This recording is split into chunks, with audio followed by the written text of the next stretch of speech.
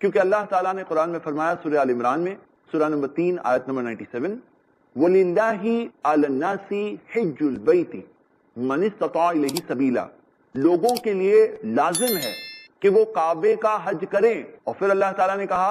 مَنِ اسْتَطَاعَ إِلَيْهِ سَبِيلًا، وہ لوگ جن کے پاس استطاعت ہے، جن کے پاس کیپیسٹی ہے، کیونکہ اسلام کا ایک قاعدہ ہے کہ لا یکلف اللہ نفسا الا وسعها، کسی بھی شخص پر، نفس پر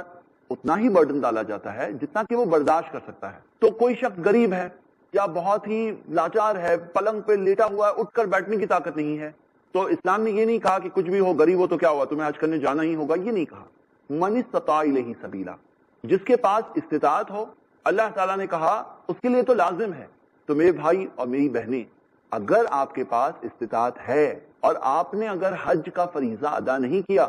تو یہ قرض ہے جو باقی ہے، اور وہ